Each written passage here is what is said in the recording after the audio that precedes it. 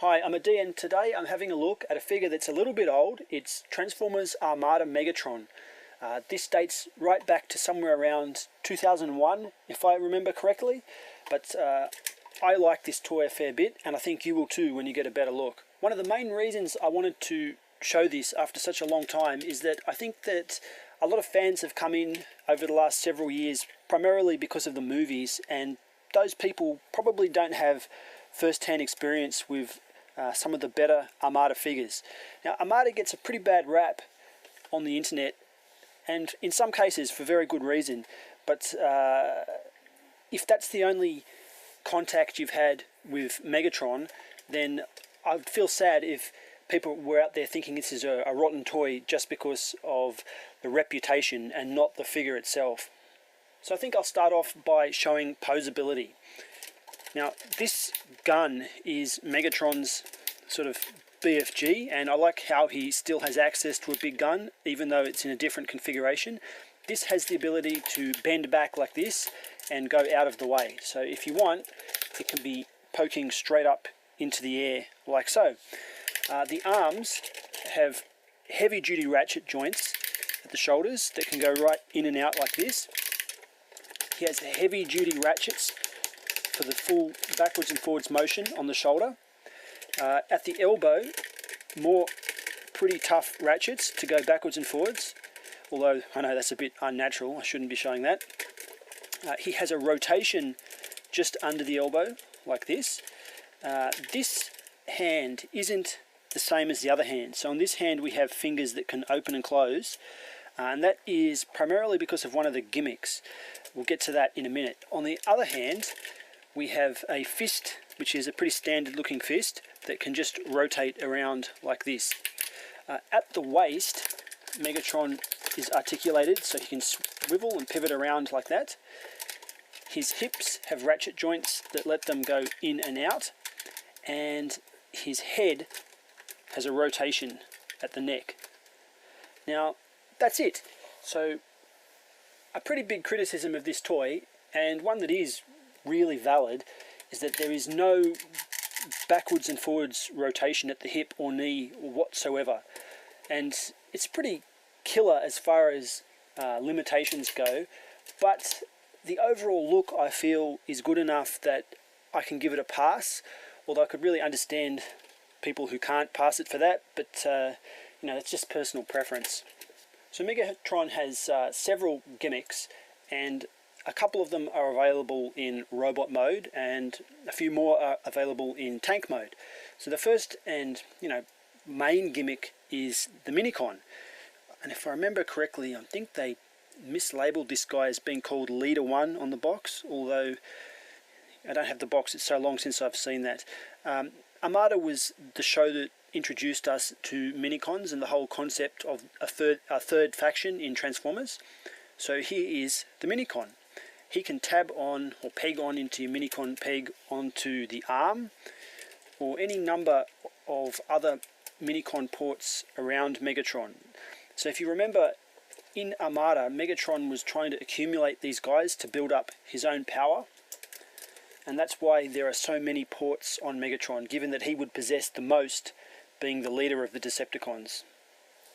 So this Minicon port on the forearm, if I just pop him off, has a gimmick associated with it, in that when you slide it forward, this dagger pops out of Megatron's hand for stabbing. Now in the cartoon there is an episode later on in the series, I think when it got up to, what was it called, Power Links Battles or something, it's where Megatron slams this right up the front of Optimus Prime and virtually rips him from groin to neck, causing serious injury to him. And they had the foresight way back before the show was even made to put this in, or maybe it was the other way around, maybe it was animated in because the toy had it, but either way, that's a unique gimmick as far as Transformers go. I don't remember any other figure that has a retractable blade that can go in and out like that. It's like a sneaky stabbing attack. And it's good that in this case you don't need to activate it with the Minicon. Your finger is good enough to push that backwards and forwards.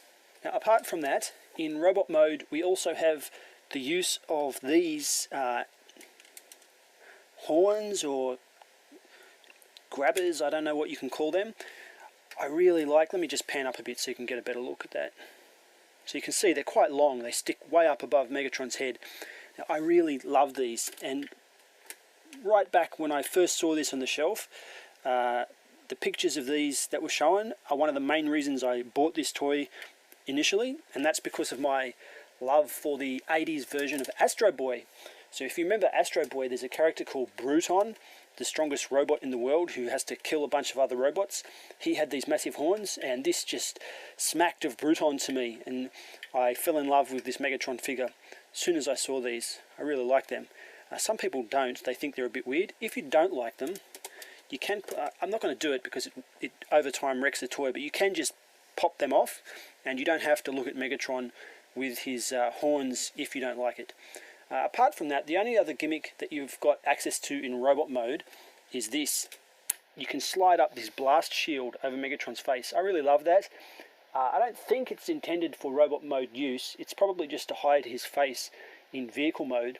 But, you know, I think that's got good play value. Could deflect all kinds of attacks to the face, and I think that's something where they've gone that little bit extra, where you don't see that in modern toys. Now, I like my Revenge of the Fallen Megatron, but he could have really benefited from a face shield in his H-Tank mode, something that this older toy has done better. Now it's time to get to the transformation. Alright, we'll flip this dagger away and straighten his arms out. Transformation is pretty straightforward. We bend open panels in his shoulders, fold his arms up, close those panels, put the face plate up like this. The next thing we're going to do is pop his waist up like this. And the reason we do that is that when we're rotating this around, sometimes this little gizmo here moves, and what we want is to be able to align it so that it pokes up, and when we put the top part back down, we kind of want to clip it in if we want the position of the turret to be steady. So you can see it's clipped in there and it stops it moving. Okay, the next thing is the heel spurs. Bend the heel spurs down, turn it around, bend the feet down like this, and then finally bend the legs up and lock them in to make the H.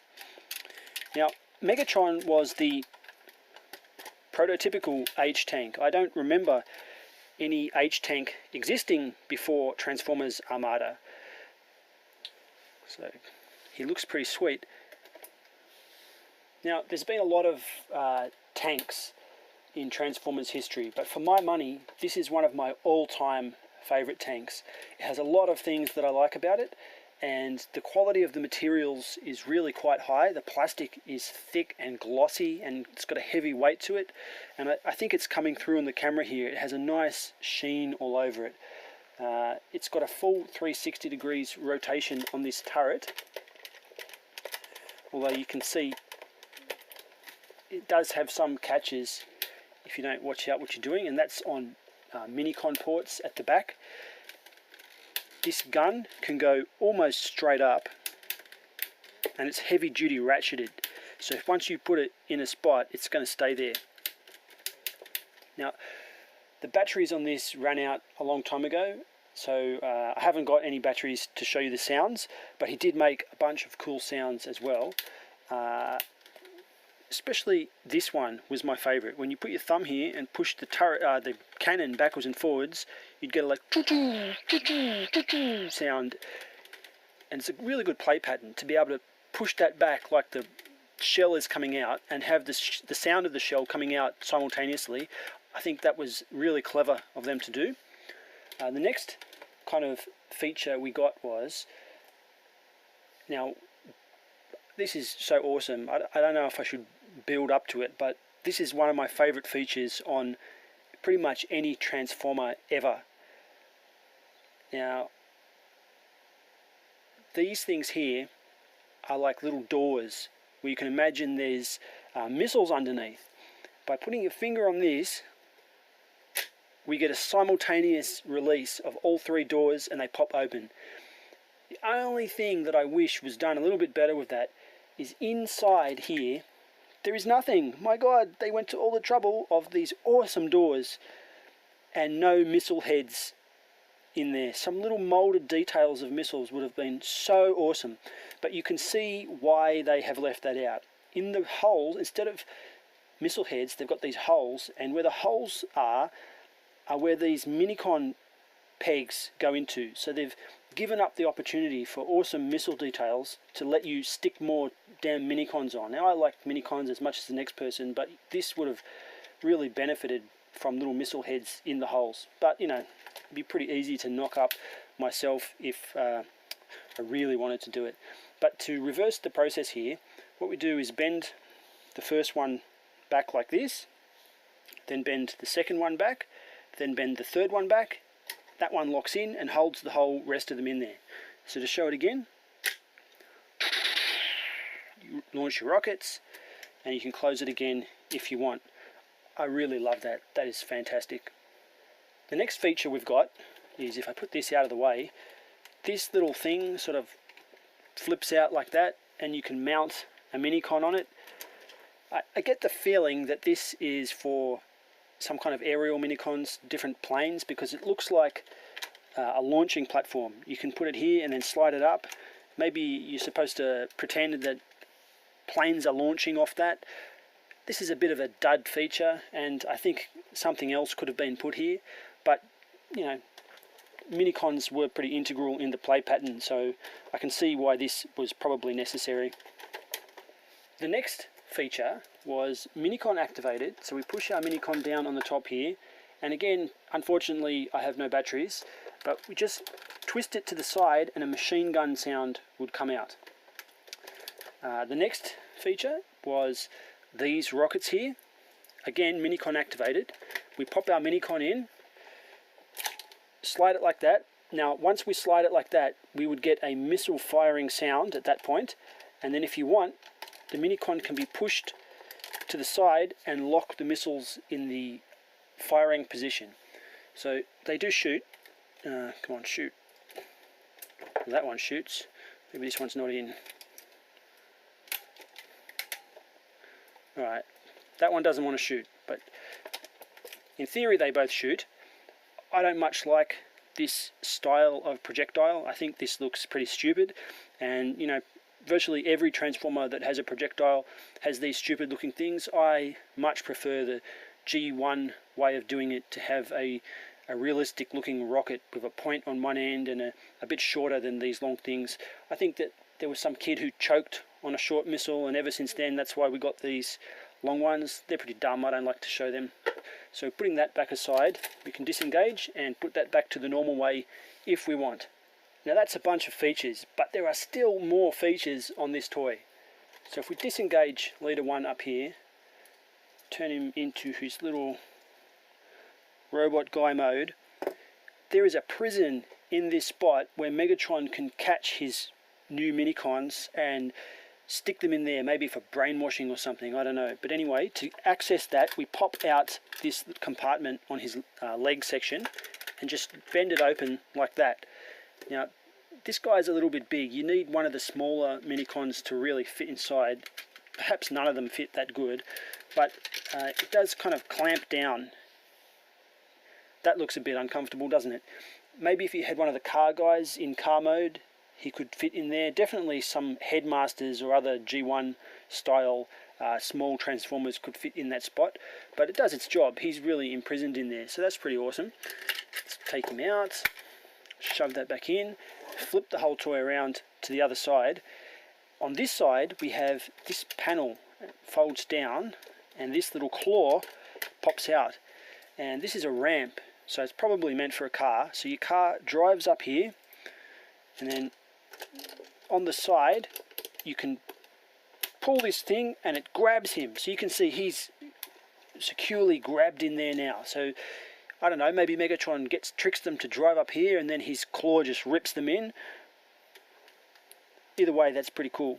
So this Megatron could be swarming with minicons doing different things, and he's really the poster boy for that idea, I think. Some of the Armada toys don't pull it off so well, but guys like Megatron really incorporated it into the design, and it's pretty fantastic. Let's do a bit of a size comparison. Who have I got? Here's another green guy. So here we have Grind Rod, which is pretty good kind of deluxe size third-party transformer next to Megatron. They look quite good together, given that the color is so similar. So you can see Megatron is really big compared to a deluxe figure. Not bad. Who else have I got sitting around? Roller from Hasbro version Masterpiece Prime. He's like a little tank guy. And one more. Now this. Okay. This is Galvatron. So there was a repaint later on of Megatron into Galvatron. There is no difference whatsoever in the mold. It's just color plastic and paint applications. So he doesn't have any silver, which is a bit of a bummer because the silver on Megatron was done really, really well. He does have some kind of crappy blast damage. I don't like it. It's not done very well. But it is a really cool mold. I like the mold, so getting this was a no-brainer for me. As soon as Galvatron came out, I picked him up. All his features are exactly the same, but he does look a bit ugly. Maybe he's in colours to camouflage him on Cybertron. Don't really know. I've put Megatron into this position with his turret on the front because in theory this is one of his features. Unfortunately my one doesn't seem to work. It used to work a little bit, but it was pretty dumb even back then. You can see at the side this little handle. In theory, if you turn this handle, if you have tiny little fingers that fit in there, turning the handle should spin this around like this. And there is an instance in the cartoon where Megatron does this. And you can see when I turn the turret around, the handle does move around with it. So it is geared, but I think all my gears have been stripped from playing with it for so long because it doesn't work when I do it. But it is supposed to be one of the features. In combination with this turret mode, Megatron has like a super powered up mode. In the cartoon there is another transformer called Shockwave, and he transforms into these guys, Shock Fleet, I think they called, or they can combine into a big aircraft carrier, space carrier kind of thing. To join these with Megatron, we pop the bridge of the aircraft carrier down to give us this peg, and this will just clip around the arm of Megatron. It's a little bit cumbersome. It is heavy and big. Alright, that's that one on. You can see that even with the heavy duty ratchets that Megatron's got, it is difficult for it to take the weight of these pieces because Shockwave is a really big toy. The next one is this component. Fold down these flaps, and that's going to go on the other arm, just tabbing around like that, connecting in the center. And finally, turning Megatron around, we have, and this is pretty good, something that doesn't happen much these days. These screw holes are going to be used, and they're going to join with Minicon pegs. So maybe it's just because we don't have as many screw holes these days, or I don't know what the reason is, but we very seldom see the use of screw holes in official Transformers to take components like this. But there you have it. So he's really bulked out, and it doesn't look very good, but it is a powerful looking super mode if you can give it anything.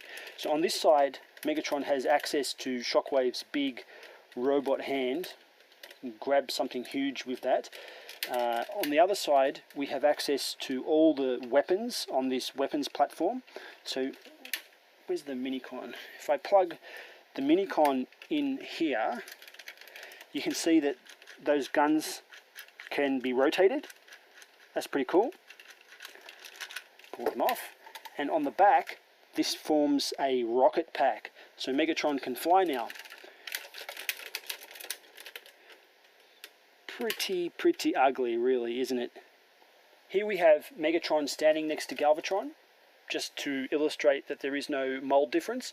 Some of the different paint applications are, we have some kind of wash work done on the treads to bring out the treads a bit. It's supposed to look like some mud in the treads. It's not done that well. We do have more of this blast detail down here, but in order to get that, we've sacrificed this really awesome silver detailing. So all in all, Megatron is definitely the superior figure. If you wanted to get one of these guys, Megatron's the way to go, but they both are pretty nice because the mold is a good mold. Who else can we do size comparison with? Put you down. Here we have Megatron next to Red Alert from Masterpiece. Pretty good scale between those two guys. I would be happy with them being in the same universe. Next we have Megatron next to Hasbro's Optimus Prime from Masterpiece. Now he's not very well scaled. Optimus is way too big, so leader size Masterpiece figures definitely don't fit in well with this Megatron. And finally we have, what's this guy's name? Air Raid from Fall of Cybertron. So you'll have to forgive me, I don't have any smaller Armada figures within easy access who are not out of boxes. In the box, what have I got? I don't know, what's this? We've got Sideways there, so you can see that the deluxe size figures from this line all come up to about here. So they're pretty well scaled with each other. My final thoughts on this toy. Okay, you know, this is a pretty good figure, but it's not in the top 10 or anything like that. It's not near the best of what Transformers can do, but it looks pretty good. And I think it looks pretty good on display if you'd like to put it on your shelf and have it just stand there. And despite its lack of articulation, the amount of features that it has in vehicle mode, it gives it a lot of opportunity. If you're the kind of person who likes to play with your figures, then there's a lot of good play to be had with this toy, with especially with all those Minicon features in vehicle mode. I think what I'd like to really say about this the most is that it seems a pity to me a lot of people view Armada through the filter of the fiction. I personally didn't mind Armada so much, but later when we get into Transformers Energon, in my opinion one of the worst cartoons ever made, it really colours, that fiction really colours the way people perceive these toys in retrospect. And it's a pity because it's not as bad as what you might think. When you get the actual toy in hand, it's pretty fun. So I recommend going out and getting it. It's worth having. It doesn't cost that much, not like a lot of other toys. It hasn't really appreciated that much in value over the 10 or so years that it's been out. It hasn't skyrocketed. Just occasionally seeing it on eBay, I think that you could still get this figure for less than $50, which is probably less than what I paid for it when it was new. So it's definitely worth going and getting if you see one around. That's pretty much it.